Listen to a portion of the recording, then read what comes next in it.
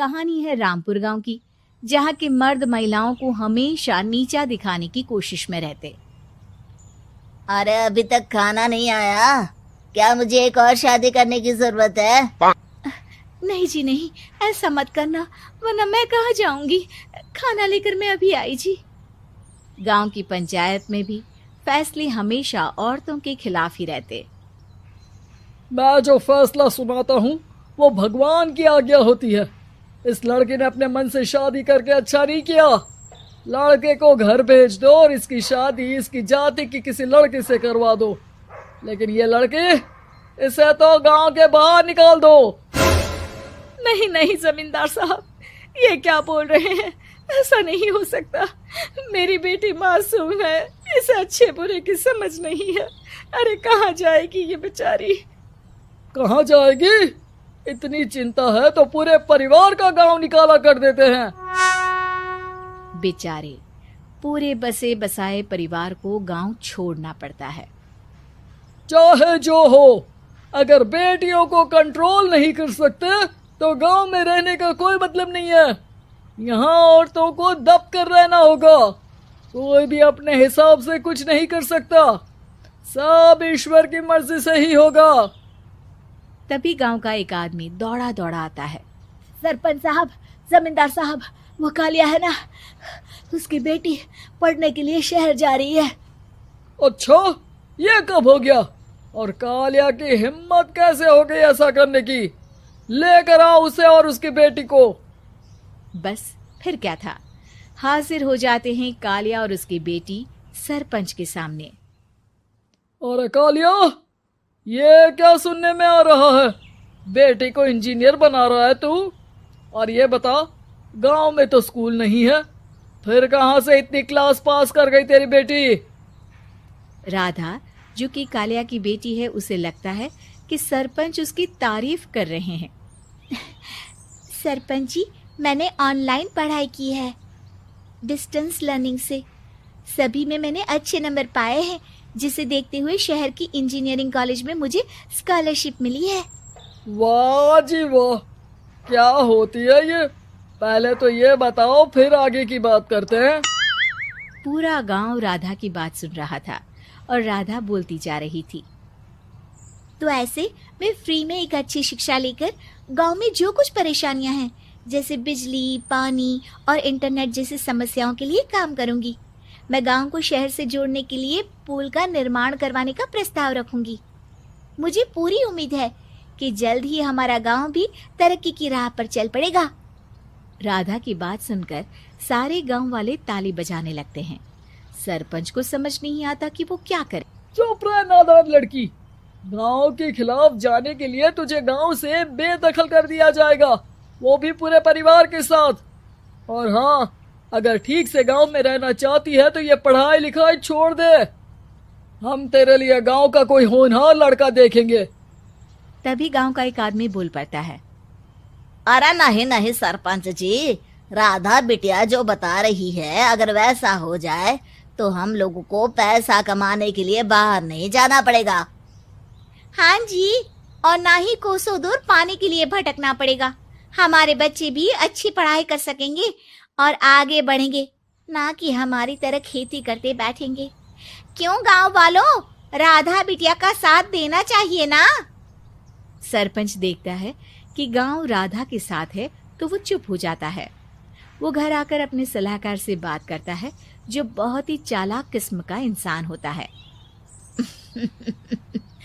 अरे सरपंच साहब, आपको बहुत ही होशियारी से काम लेना पड़ेगा। एक बार गांव तरक्की कर गया, यहाँ के बालक पढ़ लिए तो कोई ना पूछेगा आपको। और फिर ये जो बेटा और बेटी है ना आपके, इनको भी आम लोगों की तरह ही जीवन जीना होगा। हाँ, लेकिन करे तो क्या करे? वो ना आप मुझ पर छोड़ दीजिए, बस मैं जैसा बोलूं करते जाइए। अगले रोज सुबह जब गांव वाले सोकर उठते हैं तो राधा के घर के बाहर और साथ ही वो लोग जिन्होंने राधा का सपोर्ट किया था, उनके घर के आगे लाल रंग से कल आऊंगी लिखा होता है। कल आऊंगी, यह क्या होता है? अरे यह तो खून से लिखा है, लगता है कोई भूत प्रेत या चुड़ैल का साया है। चलो सरपंच जी के पास चलते हैं। सभी सरपंच के पास जाकर उसे सारी बात बताते हैं। अरे ये तो बड़ी मुश्किल की बात है। चलो मैं एक बाबा को जानता हूँ, उन्हें बुला लेता हूँ। सरपंच बाबा को लेकर गांव के घर के बाहर जाता है। ओहो, तो ये वो चुड़ैल है जो उन लोगों को निशाना बनाते हैं जो गांव को बदलने का सपना देखते हैं। वो गांव को ऐसे ही संपन्न देखना चाहती है, वो नहीं चाहती कि कोई बाहरी यहाँ का कायाकल्प करे। क्या तुम लोगों में से किसी ने गांव को बदलने की सोच रखी है? तभी राधा की माँ रोते रोते आती है। मेरी राधा घर से गायब हो गई है। अरे कोई तो बचाओ, मेरी बच्ची कहाँ गई?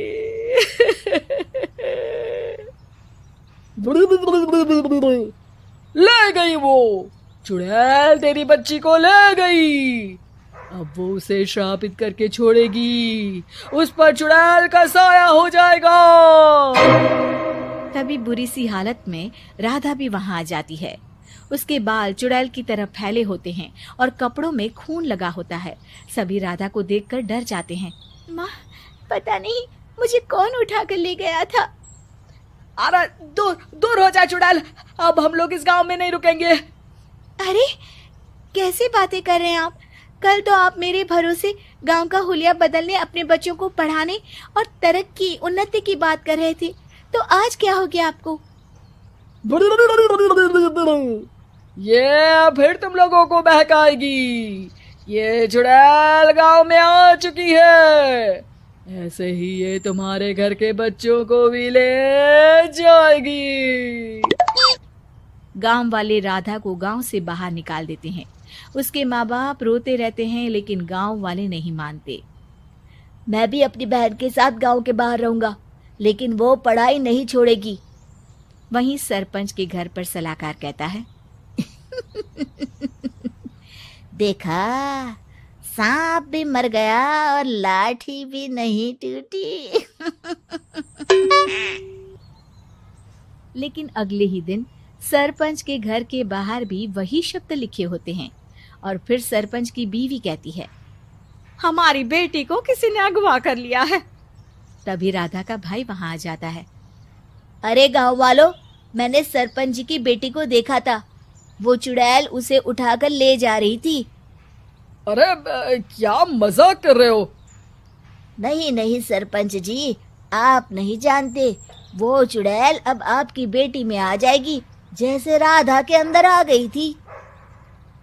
तभी सरपंच की बेटी वैसी ही हालत में वहां आती है जैसे राधा आई थी। पापा, पता नहीं कैसे मैं गायब हो गई थी। चुड़ैल, इसके अंदर भी चुड़ैल का साया है, मारो इसे। अरे नहीं नहीं, इसे भी राधा के पास गांव के बाहर ही भेज दो। अरे चुप रहो, मेरी बेटी कहीं नहीं जाएगी और चुड़ैल बुड़ैल कुछ नहीं होता है। अरे कैसे बात कर रहे हो सरपंच जी? आप तो बोल रहे थे कि आपका फैसला भगवान का ज्ञान होता है, तो अपने पर बात आई तो अब आप ऐसे बोल रहे हैं। अरे ना ना ना, आपको अपनी बेटी को त्यागना ही होगा। अरे बुलाओ बाबा को। राधा का भाई बाबा को ले आता है, जिसे अब गांव वालों के डर के कारण सच बोलना पड़ता है। मैं कोई बाबा नहीं हूँ, मैं तो मोची था। ये सलाहकार महोदय ने मुझे कहा था एक्टिंग करने को। अब वो मुझे पैसे देने वाले हैं। अब मुझे माफ कर दो। गलती हो गई, मुझे माफ कर दो। तभी वहां राधा आ जाती है।